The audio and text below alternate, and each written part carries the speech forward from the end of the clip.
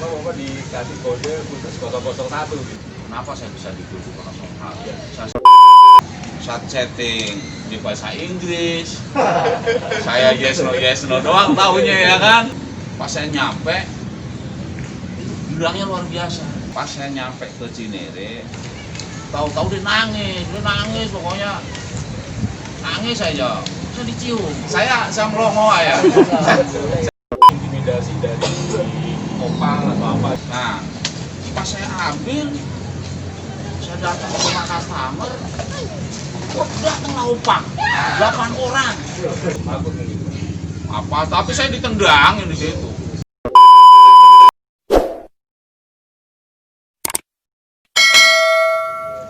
Halo guys, jumpa lagi di channel YouTube Kramasta Palano. Nah, kali ini di samping saya nih udah kedatangan driver 001 Gojek nih guys. Oke. Oke. Beliau bernama Pak Mulyono ya. Oke, Pak Mul. Ya. Terima kasih sudah datang. Nah, saya ingin bertanya nih Pak Mul.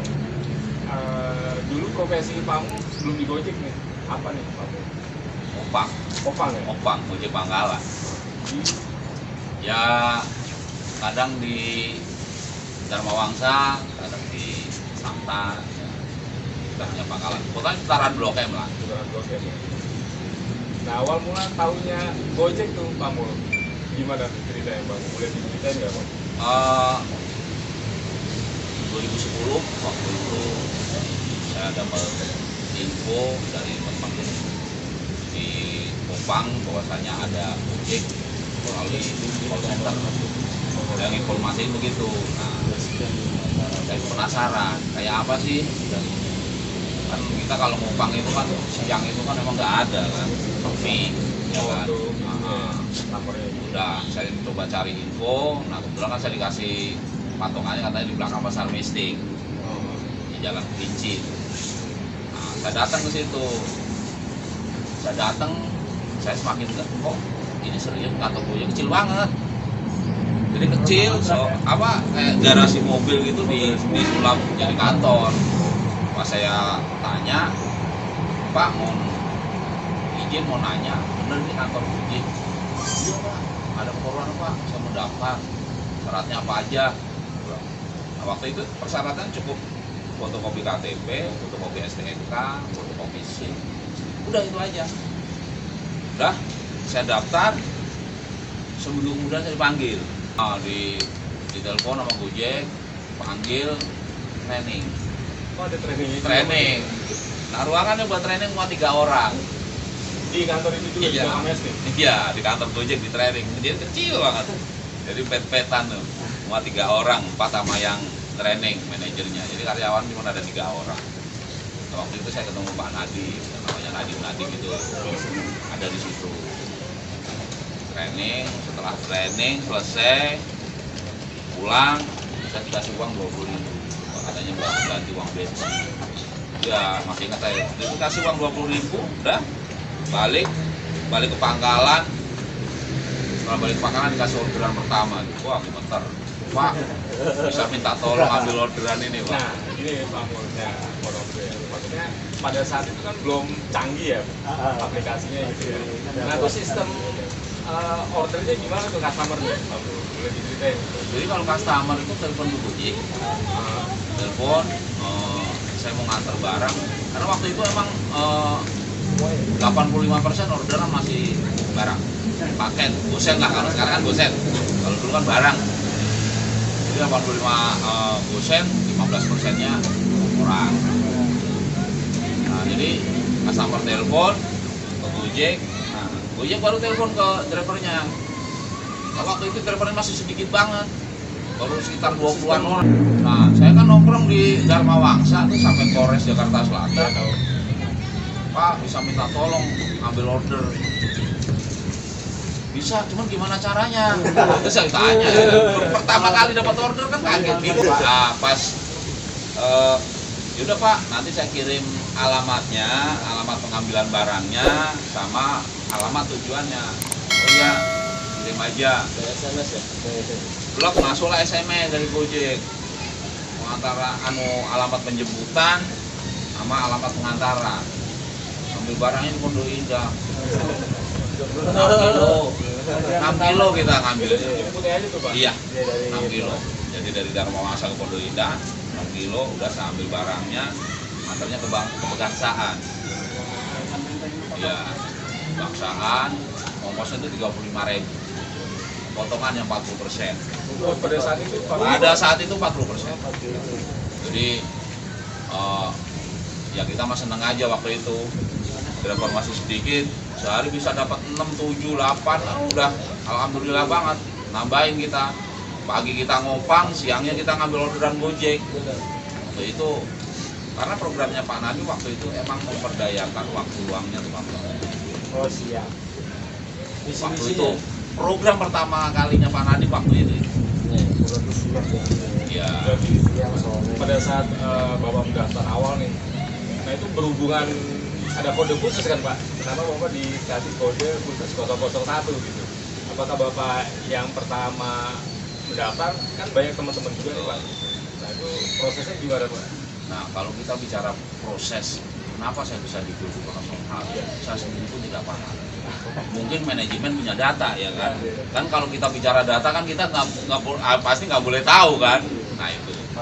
Nah saya sendiri pun tidak paham karena selama berjalannya waktu saya juga nggak pernah mengklaim bahwa saya ini driver Gojek 001. Sama sekali belum pernah saya mengucap kayak gitu. Kalau saya angkatan pertama iya, betul. Angkatan pertama 20 driver itu. Nah kalau untuk 001-nya manajemen pasti punya data. Itu sih. Ada kemungkinan karena faktor histori nggak Pak?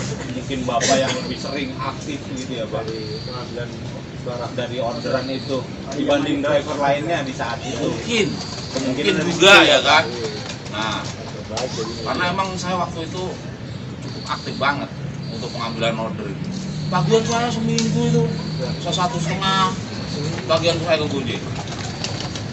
Kan customer bayarnya cash semua ke kita. Oh berarti terbagi jadi itu Pak? Oh, customer bayar kan cash. Wah, kita cuma duit mau banyak. Pakai semua. Nah, ntar seminggu kemudian ditagih. Ada tukang nagihnya dari kantor. Potongan ya, potongan 80%. Betul. Makanya waktu itu kita mensiasati bahwa kita narik 50.000 nih. Nah, dapat Gojek 20.000 nih. Udah masukin dalam jok. Jangan sampai kemakan dah. Udah nggak dicak-atik tuh. Ntar dibukanya kalau kolektornya Gojek datang. Tuh, setoran lo. Nah, kita dikasih rincian tuh. Tanggal sekian bawa sekian order. Tanggal sekian bawa sekian order. Itu jadi total dalam 1 minggu itu milik tagihan itu. Berarti seminggu sekali lah Pak. Dari pihak Gojek ke rumah pangkalan atau? Pangkalan. Oh ke Pangkalan. Pangkalan. Rata-rata ke Pangkalan dan mereka juga udah janjian SMS. Waktu itu memang ramenya kan SMS, Pak. Jam berapa ada di Pangkalan? Tagihan sekian tolong disiapin. Udah kayak gitu aja bahasanya.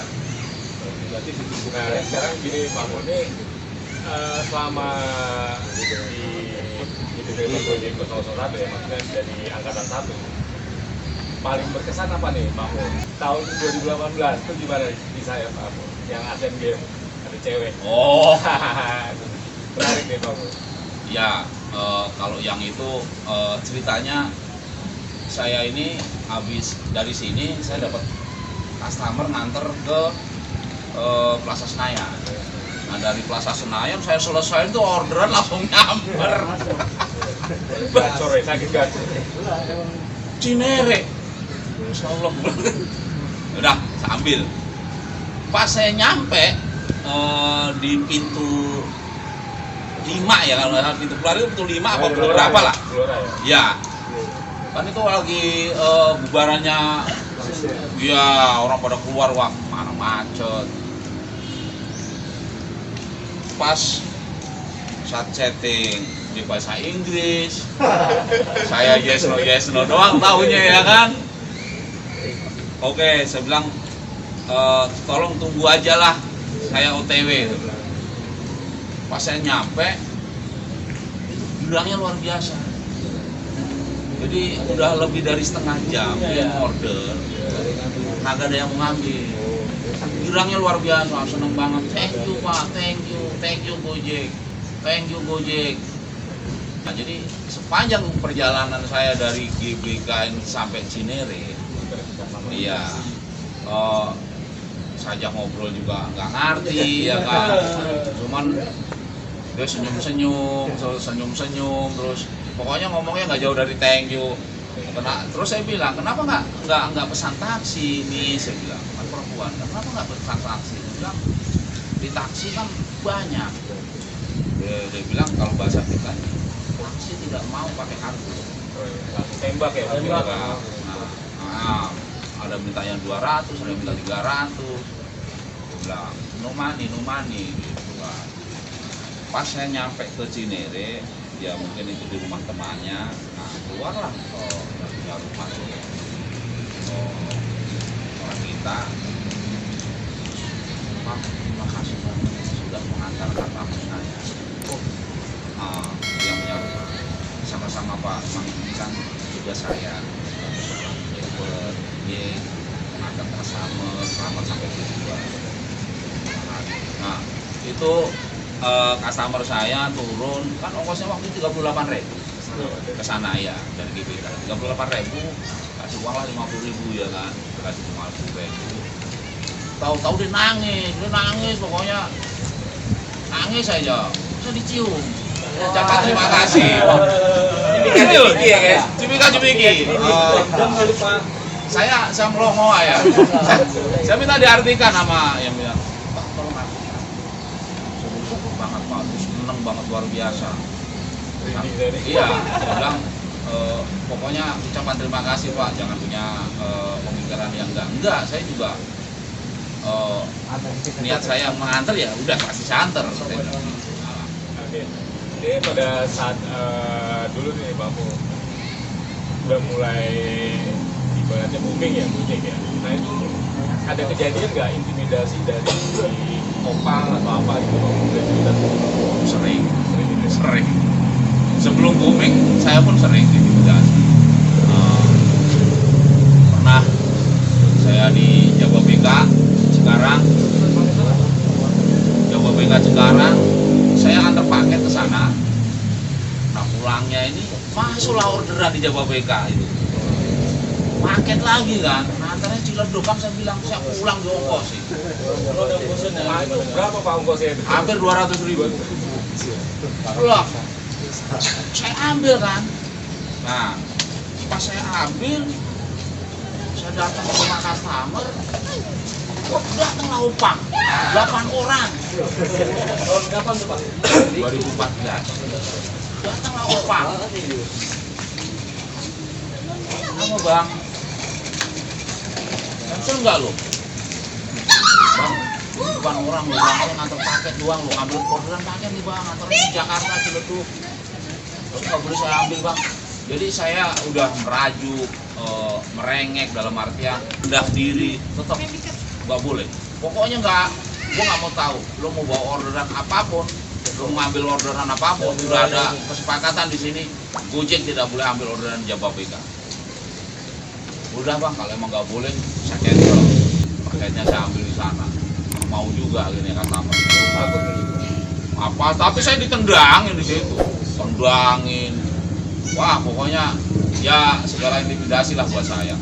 Yang makian. Cuman yang paling parah itu waktu saya di Angga. Jadi bahkan saya itu sampai dikalungin celurit. Saya terpaket, saya tidak boleh masuk dalam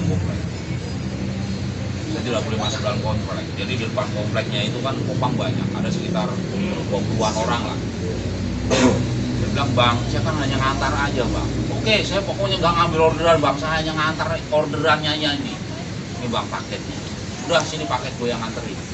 Gue balikannya. Ya nggak bisa begitu bang aturan Gojek. Nanti barang saya kalau hilang bagaimana? Tanggung jawab siapa? Pak. Saya pikir kalau gambaran oke lah. Toh kalau saya melawan pun pasti ya kalah. Saya sendiri, ya kan. Nah saya ngotot terus tetap mereka malah membabi buta. itu motor saya itu guling-guling udah kayak main bola. Udah nggak, udah amat lah kalau bicara motor kan saya pikir waktu itu. Tetap oke bang, kalau emang begitu saya telepon customernya aja, saya minta waktunya sebentar aja, saya telepon customer keluar mau ngambil barangnya, udah saya pikir selesai dong. Lu mau kemana? Ya udah bang, saya balik. Kenapa lu nggak percaya?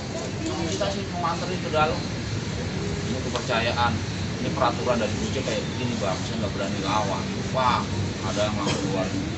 Lalu, gue bunuh lo. Ya silakan bang, kalau salah saya apa ya? Nah, alhamdulillah waktu itu mungkin orang bisa gani di sini. Datang lah. Iya, saya diselamatin bapak-bapak. Diselamatin. Kalian jangan main hati. Itu bapak itu ngomong didengerin soalnya sama upang-upang itu didengerin. Akhirnya saya dilepas, saya diperkenankan jalan. Bapak dulu juga bang saya. Itu bahasa nyampe rumah pun anak istri saya sudah berhenti dari Gojek. Ya, keluarga saya pun udah nggak ngizinin saya di Gojek lagi. Cuman waktu itu saya berpikir orang kita nyari duit bener kok, masa iya sih. Nah, jadi hal bertahan. Nah, setelah beberapa bulan kemudian kejadian lagi lah saya. Poin Square Lebak Bulus. Wah, padahal deket ya. Poin Square Lebak Bulus dulu kan rawannya udah kayak apaan. Saya dilempar konblok bang. Bener-bener saya dilempar konblok. Nurunin customer. Dilempar konblok. Untung helm Honda itu waktu itu ya, helm itu kan lumayan. Oh keliengan, kagak bisa jalan saya. Keliengan. Saya kalau ditanya sejauh mana ya, luar biasa saya intimidasi dari opang di Gojek ini, saya udah alamin semua. Ya mungkin itu jejak pengalaman hidup saya, itu aja sih. Nah, kalau untuk yang Gojek saat ini, intimidasi itu masih terjadi nggak Pak? Untuk saat ini ya, kita nggak bicara ke belakang, untuk tahun ini. Untuk tahun ini yang belum bisa dikondusiin sih, setahu saya Stasiun Pondok Ranji. Stasiun Pondok Ranji, ya emang mereka tidak pernah main cuma cabut kunci, kalau kita ngambil nebus tuh berarti kan belum kondusif. Untuk semua wilayah Sudah sering kali. Bahkan shelter Gojek Mono sebenarnya ada loh, ada yang di sebelah sini tuh ada, yang di dealer Honda, yang di seberang sononya, yang di dekat Alfa, ya swadaya. Cuman kan terkadang teman-teman yang nggak tahu, itu aja sih. Kalau kita bicara sih sebenarnya nasional ini udah kondusif. Pernah sih waktu zaman perekrutan driver di 2015, pernah saya datang ke situ. Ini saya sendiri yang datang ke situ. Saya ditolak mentah-mentah, bahkan diusir dengan bahasa kasar. Waktu itu mah cacian makian itu makanan kita sehari-hari. Udah benar-benar timbang dicaci, dimaki, gampang udah makan makian. Bahkan saya pernah di Cempaka Mas, terus ditenteng sama korlapnya sebuah ormas. Oh, gua dan gede, ditenteng tonton gampar. Gojek menipu. Masalahnya apa ya bang? Ayo santai kita ngobrol, saya bilang gitu. Nah, jadi cerita punya cerita. Ada yang menjanjikan mau masuk Gojek, tapi anggotanya ini nggak masuk. Katanya mau berapa orang bang masuk Gojek? Anggotanya ada berapa? Besok ketemu saya di Gedung AK.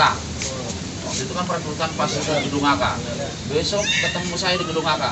Anak buahnya sampai satu duit. nggak usah main fisik. Nah, ada 30, saya tunggu besok jam 7 pagi di gedung AK, ketemu mas saya, apalin tugas saya. Datang 30 orang, kita 30 menit terima. Sorenya di saya di telepon, Pak Mul, bisa ke Cempaka Mas nggak? Ngapain? Gambarin saya lagi. Lalu saya langsung gitu ya. Mau gambarin saya laku enggak Pak, saya mau ngucapin terima kasih. Besok aja saya bilang. Jual mahal saya gantian. Jadi Sebenarnya masalahnya di sini. betul. Jadi saya ini kenapa sih Pak ini sulit banget ajak gabung Gojek waktu itu. Jadi segala makian, segala cacian itu bukan membuat saya itu mundur, makin membuat saya pengen maju terus. Semakin tahu nih Pak dulunya seperti apa ya, nah suka duka lah dari angkatan pertama. Nah, apa motivasi Bapak nih kepada rekan-rekan kita semua nih? Kameramen guys. Ya, kalau saya sih apa ya, di Gojek ini udah kayak rumah kedua saya.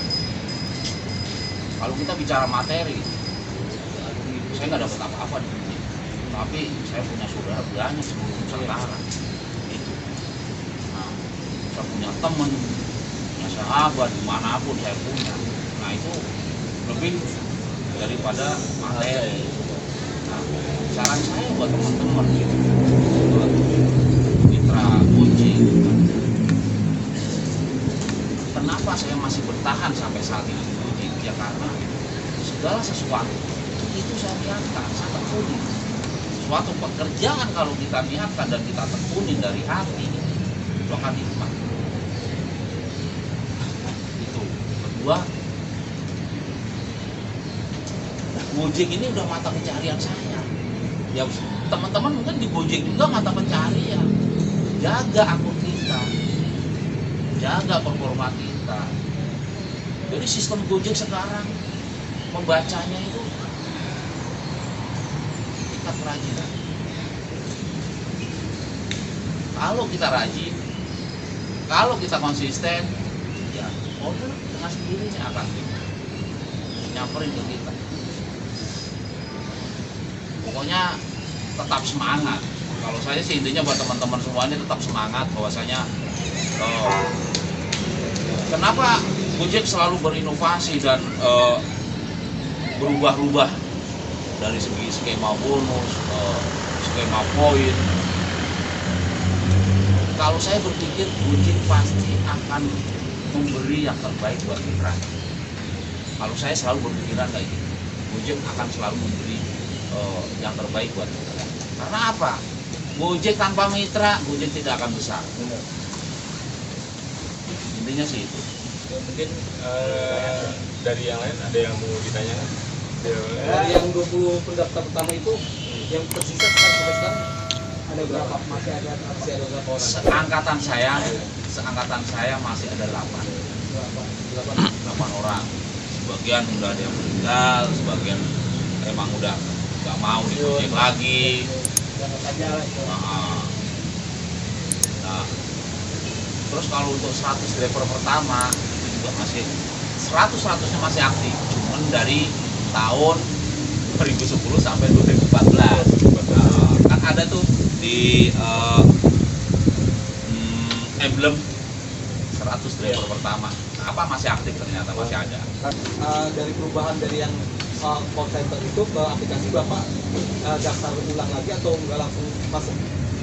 Langsung masuk. Langsung masuk ya? Langsung masuk, Daftar karena lagi ya? pas saya mulai kita dikasih HP Android itu, nah jadi orang-orang yang lama itu waktu itu emang prioritas pertama dulu dikasih, langsung mereka belum di training, suruh belajar sendiri. Training itu kan setelah ada perekrutan GBK kan. Nah itu mulai di training Android, udah tuh baru ikut training. Tapi kita kan dasarnya udah paham, jadi nanya sama temen Untuk cabai juga ya? Ya, untuk cabai itu manfaatnya. Oh itu RDL itu. Jadi Rifat Sungkar itu. Oke, mungkin itu aja Pak Mul ya. Mudah-mudahan sudah dari Pak Mul kita jadi semua sempat tahu juga. Sekian dulu perbincangan dari saya bersama Pak Mul, driver 001. Nanti kita lanjut makan dan ngobrol sambil santai-santai guys. Oke guys.